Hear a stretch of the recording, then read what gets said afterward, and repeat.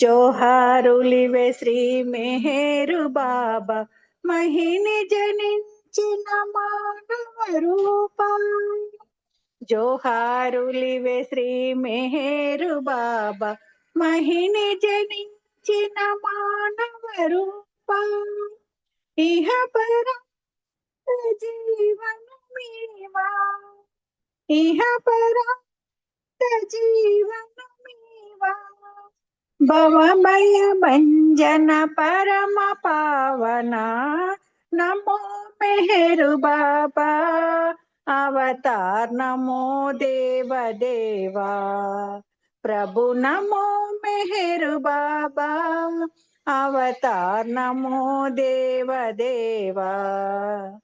అజ్ఞానాంధతనంతము చేసి దివ్య విజ్ఞాన దృష్టిను సంగి, అజ్ఞానాంధతనంతము చేసి దివ్య విజ్ఞాన దృష్టిను సంగి, హరిషడ్వర్గములంతరింపగా, హరిషడ్వర్గములంతరింపగా అవ్యయ మోక్షం అనుగ్రహింపుము. నమో మెహరు బాబా అవతార్, నమో దేవ దేవా ప్రభు. నమో మెహరు బాబా అవతార్, నమో దేవ దేవా. అవతార్ మెహర్ బాబా की జై. జై బాబా అండి, అందరికి జై బాబా. జ్యోతి గారు జై బాబా, ఉమాక్క జై బాబా. Thank you. జై బాబా పుష్ప. జై బాబా అండి, ఉమారాణి గారు జై బాబా. అందరికి సారీ అండి, ఒక 2 నిమిషాలు లేట్ అయింది. జై బాబా. పర్వాలేదండి, మీరు సారీ చెప్పొద్దు. జై జై బాబా. అయితే బాబా తోటి మళ్ళీ మనకి ఒక అరగంట సమయం గడపడానికి అవకాశం దొరికింది. ఈరోజు కాల్లో బాలరాజు గారు, జ్యోతి గారు, కుమరయ్య గారు, పుష్పలత, వైదేహి గారు ఉన్నారు. అందరితో పాటు నేను, నాతో పాటు మనందరితో పాటు బాబా కూడా ఉన్నారు.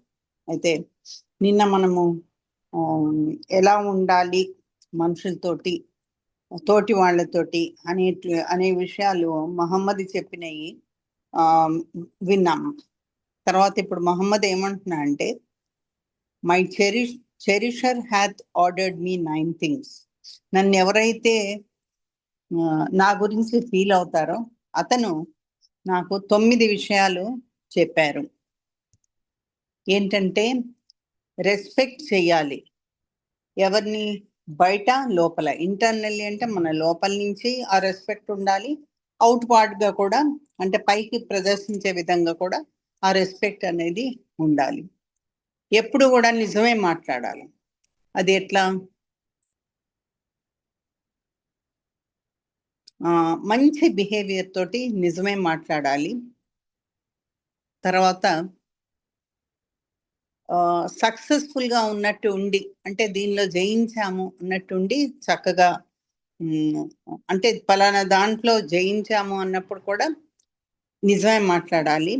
అలానే ఎప్పుడైతే మనకి ఒక అనుకూలంగా లేని సిచ్యువేషన్ వస్తుందో దానికి కూడా మనం కరెక్ట్గా అదే విధంగా నిజం మాట్లాడాలి.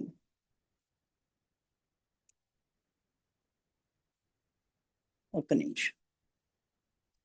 పెద్దది కానీ చిన్నది కానీ, అది చాలా ఎక్కువ డబ్బులు ఉన్నా కూడా, లేదు బీద వాళ్ళుగా ఉన్నా కూడా మనకి అటువంటి ఆరాధనే ఉండాలి. రిలేటివ్స్కి బెనిఫిట్గా ఉండాలి. అంటే వాళ్ళకి సహాయం చేసే విధంగా, వాళ్ళకు పడే విధంగా ఉండాలి.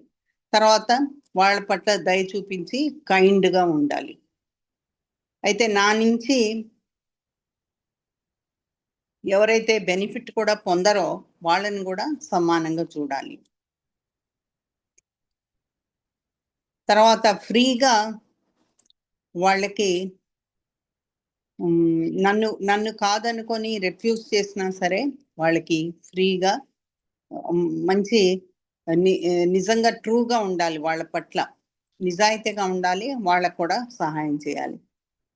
ఎవరైతే నన్ను ఇంజూర్ చేస్తారో, అంటే వాళ్ళ వల్ల నాకు దెబ్బ తగిలిందో లేకపోతే వాళ్ళ వల్ల నాకు బాధ కలిగిందో వాళ్ళకి కూడా ఫర్గివ్ చేయాలి, అంటే మనము వాళ్ళని క్షమించాలి. అయితే నీ సైలెన్స్ ఎలా ఉండాలి అంటే భగవంతుణ్ణి గురించిన జ్ఞానం తెలుసుకోవడానికి ఉండే విధంగా ఉండాలి నీ సైలెన్స్ అనేది. తర్వాత నువ్వు మాట్లాడినప్పుడు నాకు అతని గురించి మెన్షన్ చేయాలి, భగవంతుడి గురించి మెన్షన్ చేయాలి. భగవంతుడు సృష్టించినటువంటి ఈ క్రీచర్స్ అన్ని, మానవులేంటి, తర్వాత చేపలు, పక్షులు, తర్వాత పశు పక్షాదులు, ఈ కీటకాలు, ఇవన్నీ కూడా మనకి నీకు ఒక అవగాహనతోటి అవన్నీ నా కారణంగా వచ్చాయి అనే గ్రహింపు నీకుండి వాటన్నిటిని కూడా చక్కగా చూడాలి. ఇప్పుడు stories and anecdotes from the life of Muhammad. Stories తర్వాత అనెక్డోట్స్ అంటే ఇన్సిడెంట్స్, మనకి జరిగిన సంఘటనల గురించి చెప్తున్నారు మహమ్మద్ లైఫ్లో. మహమ్మద్ తోటి నేను ఒక రైడ్కి వెళ్ళాను, ధటాల్ రిగా ఆఫ్ నాకుల్, తర్వాత ఓల్డ్ క్యామిల్ మైన్. నా ఓల్డ్ క్యామిల్ మీద నేను ఒక రైడ్కి వెళ్ళాను మహమ్మద్తో పాటు. తిరిగి వస్తూ ఉంటే నాకేమైందంటే నేను ముందుగా వెళ్ళిపోతున్నాను. మహమ్మద్కి వెనకే వెళ్తున్నాను.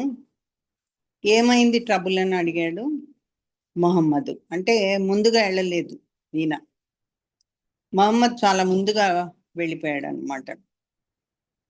ఏమైంది ట్రబుల్, నీకేంటి అని అడిగితే నా క్యామిల్ కొంచెం బాధ పెడతా ఉంది నన్ను. అయితే క్యామిల్ని కూర్చోబెట్టు అన్నాడు మహమ్మద్. క్యామిల్ని ఇతను కూర్చోబెట్టాడు. ఆయన క్యామిల్ని కూడా మహమ్మద్ కూర్చోమన్నాడు వంగి. తర్వాత give me the stick you are holding, నువ్వు పట్టుకున్నటువంటి ఆ కర్రను నాకు ఇవ్వు అన్నాడు. అయితే నా చేతిలో ఉన్న కర్ర మహమ్మద్కి ఇచ్చాను. దాన్ని బట్టి కొద్దిగా కొట్టాడు. దాన్ని కొడితే కొన్ని నిమిషాలకి అది కదిలింది. నన్ను మళ్ళీ ఎక్కి కూర్చోమన్నాడు. అలా ఇద్దరము వెళ్ళిపోయాము. భగవంతుడు పంపించినటువంటి ఈ మహమ్మద్ నిజం పలికేవాడు. ఓల్డ్ క్యామిల్కి ఇప్పుడు ఒక పేస్ పెట్టుకుంది అతనితో పాటు, అంటే ఆ క్యామిల్తో పాటు సమానంగా వెళ్ళడం మొదలుపెట్టింది. మేము ఇలా మాట్లాడుకుంటూ వెళ్తూ ఉంటే మహమ్మద్ అడిగాడంట, నువ్వు నీ క్యామిల్ని నాకు అమ్ముతావా అని అడుగుతాడు. తప్పకుండా అమ్ముతాను అని ఇతను చెప్పడం జరిగింది. అయితే ఆయన నేను కొనుక్కుంటాను దాన్ని అని చెప్పడం కూడా జరిగింది. అయితే నేనేమన్నానంటే సరే నువ్వేమి ఇస్తావో చెప్పు అన్నట్టుగా అన్నాను నవ్వుకుంటూ. ఈ మహమ్మద్ అన్నాడు కదా, అంటే మహమ్మద్కి అతను సీరియస్గా లేదన్నట్టు అర్థమైపోయింది.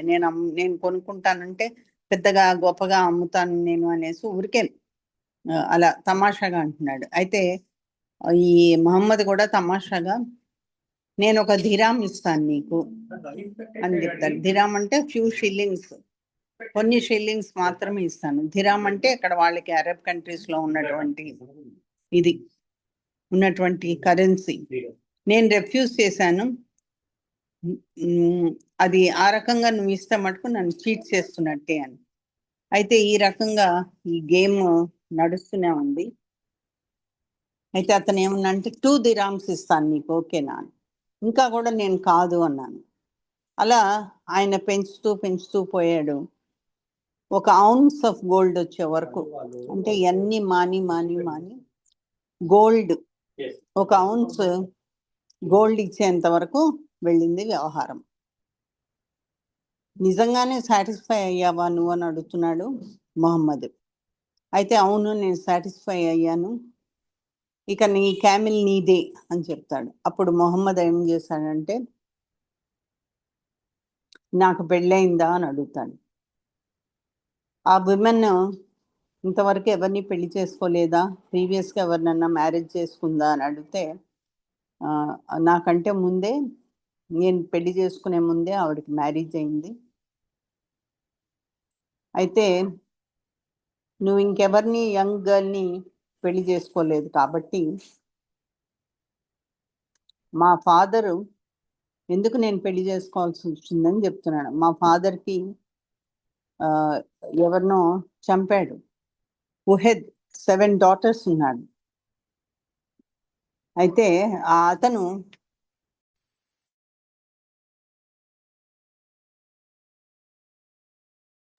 ఇది ఉండండి, 7 ఆ 7 daughters ఉన్నారు అతనికి. ఆ 7 చూసుకోవడానికి అన్నట్టు ఈమెని పెళ్లి చేసుకున్నాడు అనమాట. అయితే మహమ్మద్ అంటున్నాడు, మంచి పనే చేసావు నువ్వు, భగవంతుడు గనక నిన్ను కనికరిస్తే మనము సిరార్ అనే ప్రదేశానికి వెళ్దాము. ప్రదేశము లేకపోతే సిరార్ అంటే ఒక ఇదో తెలియదు. అక్కడ ఆర్డర్ చేద్దాము క్యామిల్స్కి. ఆ క్యామిల్స్ని నరుకుతారు, స్లాటెడ్ అంటే నరకడం అనమాట. ఒకరోజు అక్కడ ఉండి అది ఆ దుమ్ము అట్లా దాందంతా కూడా ఆనవాళ్ళు పోయినాక అప్పుడు ఆవిడకి కుషన్స్ ఇద్దాం మనం. కుషన్స్ అంటే ఈ వేసుకునే కుషన్స్ కాదు, ఆవిడకి ఊరటిద్దాము అన్నట్టు. నేను అన్నాను, by God we have no cushions, మాకు ఆ కుషన్స్ ఏమీ లేవు. అయితే అతను అన్నారు, you will have when you return behave wisely. నువ్వు నీకుంటాయి, నువ్వు వెళ్ళిన తర్వాత చాలా జాగ్రత్తగా తెలివితేటలతోటి మెస్సులు అని. అయితే వీళ్ళు సిరార్ అంటే ఊరి పేరు. సిరార్కి వచ్చినప్పుడు మొహమ్మద్ ఆర్డర్ చేశాడు క్యామిల్స్కి, దేన్నైతే వాళ్ళు బలి ఇవ్వాలనుకున్నారో అవి ఆర్డర్ చేశాడు. అక్కడ ఒక రోజు ఉన్నారు, రాత్రి ఇంటికి వెళ్ళిపోయారు. ఆ ఇంటికి వెళ్ళిపోయిన తర్వాత వాళ్ళ వైఫ్కి ఈ జరిగిన న్యూస్ అంతా కూడా చెప్తాడు. ప్రాఫిట్ ఏమన్నాడో అతనితో అది కూడా చెప్తారు. ఆవిడ రిప్లై చేసింది ఏంటంటే, చూడు ఆయన ఏం చెప్తే నువ్వు అది చెయ్యి అని భర్తతో అంటుంది. మార్నింగ్ అయ్యేటప్పటికి ఆ క్యామిల్ తోటి మళ్ళీ వెళ్ళాడు. ఆ మహమ్మద్ ఇంటి ముందు దాన్ని నీల్ డౌన్ చేసి కూర్చోమన్నాడు. అక్కడ ఉన్నటువంటి మాస్క్ దగ్గరలో ఏది ఉందో ఆ మాస్క్కి ఇతను వెళ్తాడు. అతను బయటకు వచ్చి చూస్తాడు, ఏంటి ఎందుకు వచ్చావు ఏంటి అని అడిగితే ఇతను ఆయనకి జవాబు చెప్తాడు, ఆర్డర్ ఇస్తాడు. అతను ఏమంటాడంటే, O son of my brother, take away your camel for it is yours. నువ్వు ఈ క్యామిల్ నువ్వు తీసుకోవాలి ఎందుకంటే అది నీది. బెలాల్ని పిలిచి అతను చెప్తాడు కదా, 1 ounce గోల్డ్ ఇవ్వమని అడుగుతాడు. అతను అలానే గోల్డ్ ఇస్తాడు, ఇంకొంచెం యాడ్ చేసి ఇస్తాడు. ఔన్స్ అంటే 31 గ్రాము. అయితే భగవంతుడి దయ వల్ల అందరు కూడా నాకు హెల్ప్ చేశారు, అతను ఇంకా కూడా నాకు హెల్ప్ చేస్తున్నాడు అని చెప్తారు. మొహమ్మద్ కైండ్నెస్ ఎట్లా ఉంటుంది, ఆయన దయ ఆడవాళ్ళ మీద, పిల్లలు స్లేవ్స్గా బానిసలుగా ఉన్న వాళ్ళు కూడా, అది పిల్లలు తర్వాత ఎవరైతే బానిసలుగా ఉన్నారో వాళ్ళు అది పోయి యానిమల్స్ని కూడా వాళ్ళు యూజ్ చేసుకోవడం మొదలు పెట్టారు.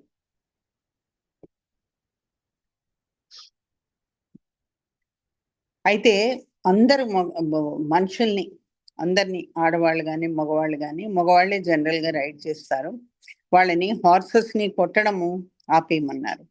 డాంకీస్ని కూడా కొట్టడము, తల మీద కొట్టడం అవన్నీ చేస్తుంటారు, అదన్నీ ఆపమన్నారు. ఆ తర్వాత వీటికి ఉన్నటువంటి ఆ జుట్టు, ఆ గడ్డం లాంటిది తీసేస్తారు, అది కానీ తోకలు కత్తిరించడం కానీ చేయకూడదని చెప్తాడు. ఆ విజిటర్స్ వచ్చిన వాళ్ళందరికీ చాలా ప్రేమతోటి చూసుకోవాలి, వాళ్ళని నవ్వుతూ చూసుకోవాలని చెప్తాను. ఒక్కోసారి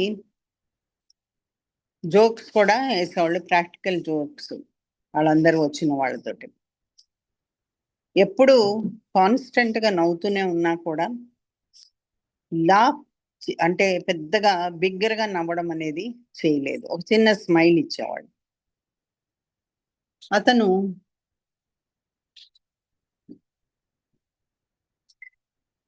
చాలా డివోటెడ్ గా ఉండేవాళ్ళు ఇద్దరు గ్రాండ్ సన్స్ కి. ఎప్పుడు కూడా హ్యాపీగా లేరు వాళ్ళతో ఆడేటప్పుడు తప్ప. వాళ్ళతో ఆడేటప్పుడు తప్ప ఎప్పుడు కూడా హ్యాపీగా ఉండేవాళ్ళు కాదు. అతను దిగి సాష్టాంగ నమస్కారం చేసినప్పుడు ప్రేయర్లో ఆయన మీద వీళ్ళ పిల్లలిద్దరూ కూర్చునేవాళ్ళు. వాళ్ళ గ్రాండ్ సన్స్, వాళ్ళ మనవాళ్ళు, చాలా నాటి అన్నమాట. అయితే ఇతను అతనికి పేషెన్స్ ఉండేది కాదు, ఎక్కువ ఓపిక ఉండేది కాదు. అయినా నెమ్మదిగా వాళ్ళని కింద కూర్చోమని చెప్పి ఆయన భక్తి ఏదో, ఆయన డివోషన్, ఆయన ప్రేయర్ చేసుకునే విధం అదంతా కూడా కంటిన్యూ చేస్తాడు. వీళ్ళ ఇల్లు ఎప్పుడు కూడా చుట్టాలతోటి, కజిన్స్ తోటి ఉండేది. వాళ్ళందరితో ఈయన ఆడుతూ ఉండేవాడు అనమాట. ఇది బిలాల్ గురించి చెప్తున్నాను మనకి. మహమ్మదు ఒక అతన్ని చూస్ చేశారు. ఏంటంటే వాళ్ళ అక్కడ ఉన్నటువంటి సిటిజన్స్, అక్కడ ఉన్నటువంటి ఆ ఊరికి చెందినటువంటి వాళ్ళకి ఎలా ప్రే చేయాలి అనేది చూపించడానికి ఒకళ్ళని పెట్టారు. సీక్రెట్ గా ఎంజాయ్ చేశాడు వాళ్ళందరితోటి. ప్రేయర్స్ షార్ట్ గా పెట్టమన్నాడు.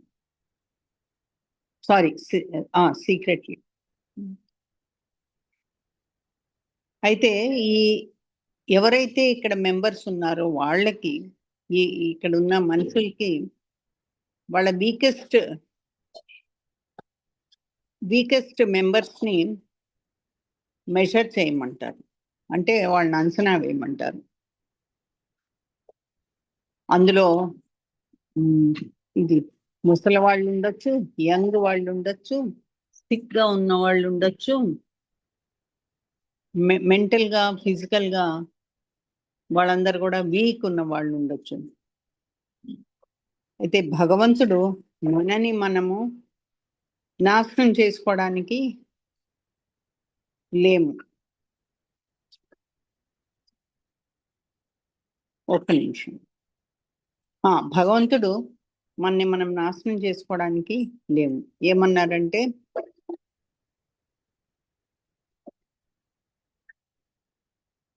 ఒక రకమైన స్పిరిచువల్ డిసిప్లిన్ తోటి మనందరం కూడా నడుచుకోవాలి.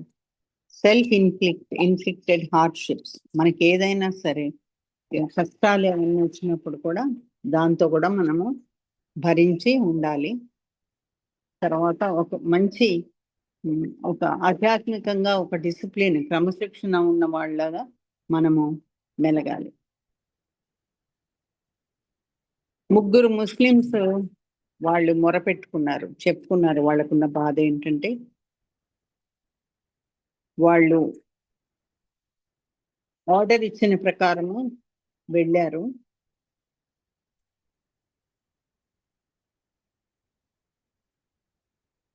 పనిష్మెంట్ మొహమ్మద్ ఇచ్చినప్పుడు, ఆర్డర్స్ ఇచ్చినప్పుడు, no one was to speak to these 3 men. ఈ ముగ్గురికి కూడా పనిష్మెంట్ లాంటిది ఇచ్చారు. వాళ్ళు ఏదో తప్పు చేశారు, వాళ్ళకి పనిష్మెంట్ ఇచ్చారు. అక్కడ పనిష్మెంట్స్ ఇప్పటికి కూడా అలానే ఉన్నాయి ఆ దేశాల్లో, మనకు తెలుసు కదా, అరబ్ దేశాల్లో. అదే ఎవ్వరు కూడా ఈ ముగ్గురితోటి మాట్లాడకూడదు అనేటువంటి నియమం ఒకటి పెట్టారు.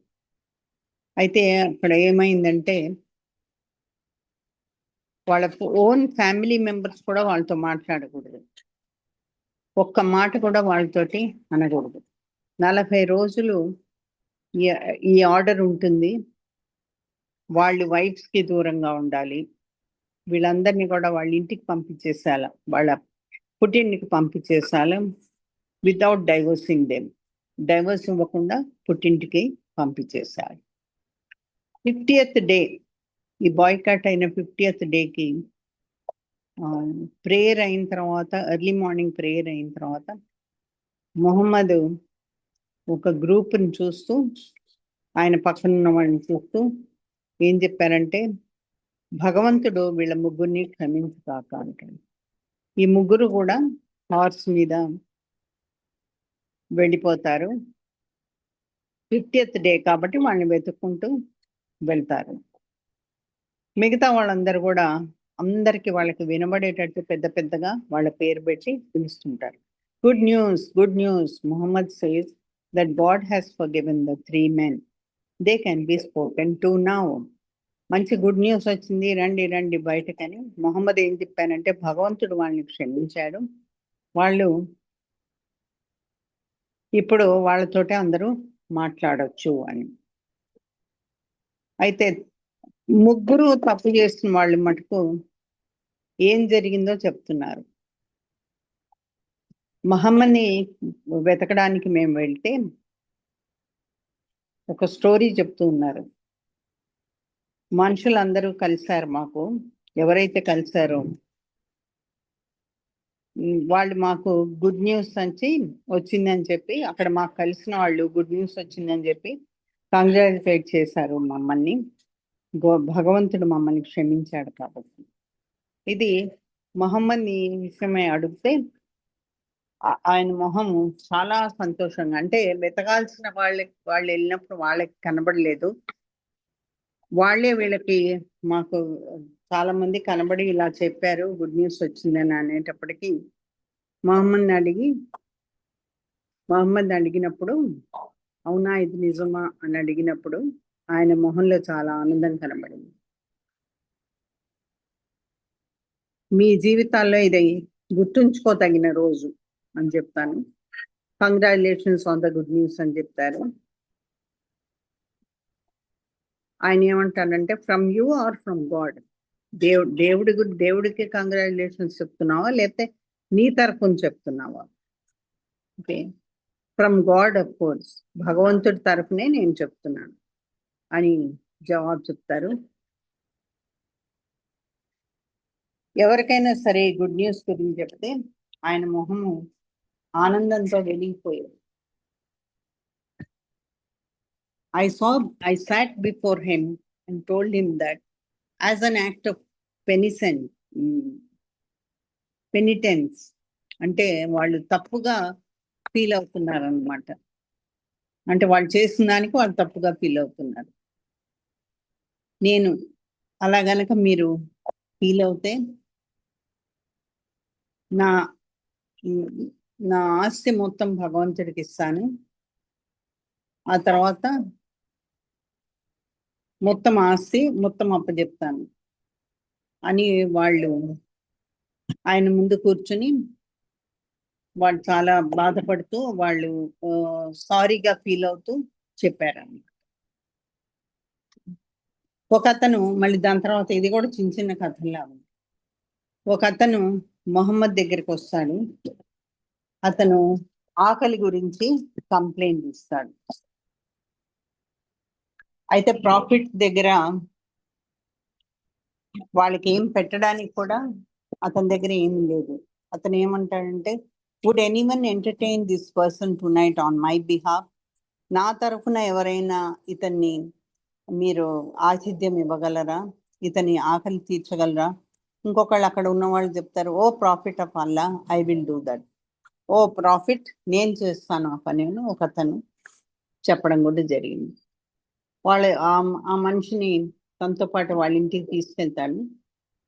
వైఫ్ని పిలిచి ఏమంటారంటే, look here, this man is a guest of the profit. Profit guest మన ఇంటికి వచ్చాడు, మనం ఆయన్ని ఎంటర్టైన్ చేయాలి. ఎంత ఎంత జాగ్రత్తగా, ఎంత బెస్ట్గా మనం చూడగలమో, ఎంత ఉన్నతంగా మనం చూడగలమో అతన్ని అలా చూడాలి అని.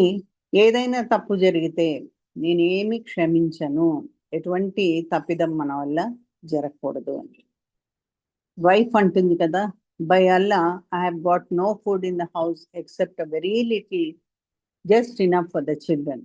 నా దగ్గర అసలు ఏమీ భోజనం అనేది లేదు, ఒక పిల్లలకి సరిపడా మాత్రమే ఉంది అని చెప్తుంది. హస్బెండ్ అంటారు కదా, you lull the children to sleep without feeding them while I SIT with the guest over the meagre meal. ఆ కొద్దిగా ఉన్న మీల్ని నేను అతనికి పెట్టే ప్రయత్నంలో ఉంటాను, నువ్వు జోలపాట పాడి పిల్లల్ని పడుకోబెట్టు అని చెప్తాను.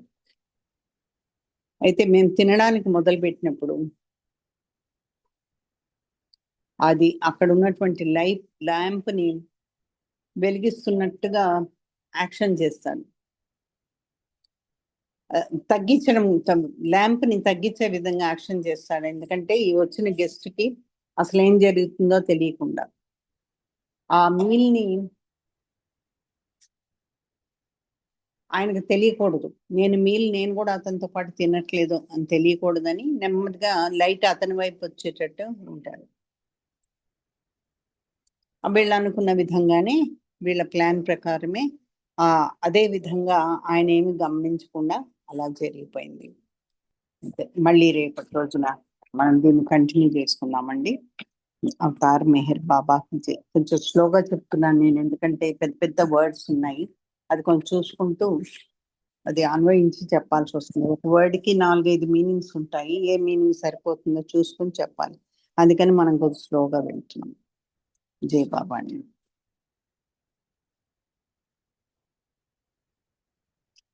శ్రీనివాస్ గారు మీరు బాబాకి హారతి.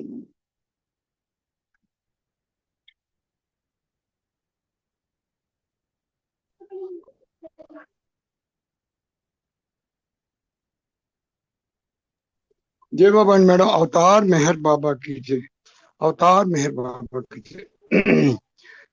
नीराजनम నా మనసురారాజు మెహర్ ప్రభునకు నీరాజనం,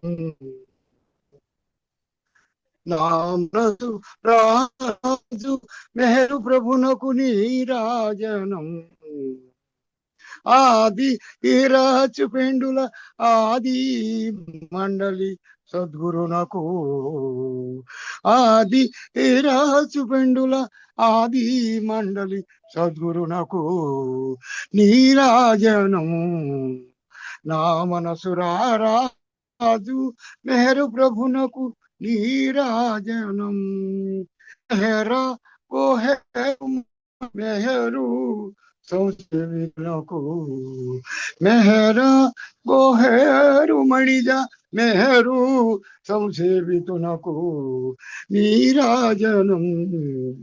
నా మనసురారాజు మెహరు ప్రభునకు నీరాజనం.